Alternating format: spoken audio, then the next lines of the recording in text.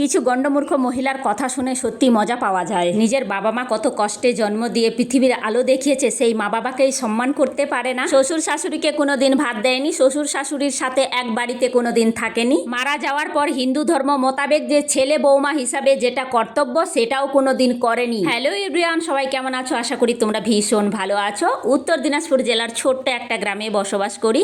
আমার সংসার জীবনে সারাদিনের কাজবাজ ছোট্ট ছোট্ট ক্লিপ আকারে তোমাদের সাথে ভিডিও শেয়ার করি। যেই মহিলাগুলো নিজের বাবা মাকে সম্মান করতে পারে না, নিজের শ্বশুর শাশুড়িকে ভাত দেয় না, নিজের শ্বশুর শাশুড়ির সাথে একই বাড়িতে কোনোদিন সংসার করে না, এমনকি ছেলে বৌমাকেও কুকুরের মতো ধুরধুর করে বাড়ি থেকে তাড়িয়ে দেয়, সেই মহিলাগুলোই আমার শ্বশুর শাশুড়িকে গার্জেন হিসাবে মানে। কথাটা শুনে খুব মজা পাওয়া যায় না? কতটা গণ্ডমূর্খ হলে এইরকম আচরণ করে, নিজেরগুলোকে বাদ দিয়ে পরেরগুলোকে আপন করতে চায়।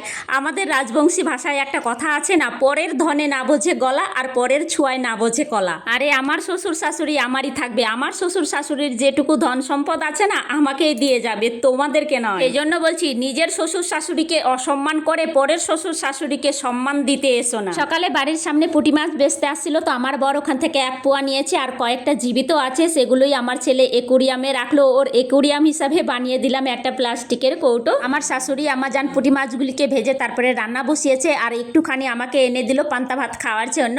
তো আমি পান্তা ভাতগুলি খেয়ে দিয়ে তারপরে চলে আসলাম খড়ি আনতে। এগুলো রোদে দিতে হবে, না হলে কিন্তু জ্বলে না। আর এই খড়িগুলি রাখা হয়েছে আমার মুরগির ঘরের পেছনে। তো তোমরা দেখো কতটা জঙ্গল হয়ে গেছে, এজন্য কিন্তু আসতে ভীষণ ভয়ও লাগে। এটাই হচ্ছে আমাদের গ্রামের মহিলাদের জীবন। দেখো কত রোদ বৃষ্টি ঝড় জঙ্গলে কিন্তু আমাদের কাজ করতে হয়। কিছু কিছু মহিলার কাছে এই কাজগুলি খুব স্বাভাবিক হলেও আমার কাছে খুব কঠিন মনে হয়, কারণ আমার বাবার আমরা 4 বোন হলেও বাবা খুব কষ্টে মানুষ করেছে ঠিকই, কিন্তু আমাদেরকে কষ্ট পেতে দেয়নি। ভালো থাকুক পৃথিবীর সকল বাবা মা। বাবা মার যদি আজ ভালো না থাকতো তাহলে আজ এই পৃথিবীতে আসতাম না, আর এই সুন্দর পৃথিবীতে এত আনন্দ উপভোগও করতে পারতাম না। তারপরে তোমাদেরকে দেখাই আমার মুরগির ঘরের কি অবস্থা। তো দেখো কত জঙ্গল হয়ে গেছে, চারিদিকে জঙ্গল আর জঙ্গল। মুরগির ঘরে কিন্তু কুমড়ো গাছও উঠে পড়েছে। বিশেষ করে গ্রামে এই বর্ষাকালে চারিদিকে সবুজ শাকসবজি ফ্রিতেই পাওয়া যায়। গ্রামের বাড়িতে কাজের কোনো শেষ নেই, এখনো অনেক কাজ বাকি রয়েছে। তো আর পারছিলাম না, যা হারে গরম পড়েছে, মনে হয় ঠান্ডা ঠান্ডা জল দিয়ে তাড়াতাড়ি স্নান করলে হয়তো একটু বাঁচি। তো যাই হোক, স্নান সেরে চলে আসলাম পুজো দিতে। তো আমরা ঠাকুরকে প্রতিদিন এইভাবেই পুজো দিই, জল ফুল দিয়ে। তো তোমরা কে কিভাবে পুজো দাও অবশ্যই কমেন্ট করে জানিও। আর এই দেখো তোমাদেরকে ভালোভাবে কিভাবে ফুল জল দিলাম সেটাও দেখাতে পারলাম না, কারণ আমার ছেলে এসে এত দুষ্টামি শুরু করেছে, মোবাইলটা হাতে নিয়ে নিয়েছে। তো যাই হোক, আমার এই সাধারণ ভিডিওগুলি তোমাদের কাছে কেমন লাগে অবশ্যই কমেন্ট করে জানাতে ভুলো না, কারণ তোমাদের একটা কমেন্ট আমাকে ভিডিও বানার আগ্রহটা আরও বাড়িয়ে দেয়। আমি নতুন, হয়তো তোমাদের মতো ভালো ভিডিও পারি না, কিন্তু করার চেষ্টা করি। তো সবাইকে অসংখ্য অসংখ্য ধন্যবাদ আমার ভিডিওটা ধৈর্য সহকারে দেখার জন্য। তো সবাই ভালো থেকো, সুস্থ থেকো। আজকে এখানেই শেষ করছি,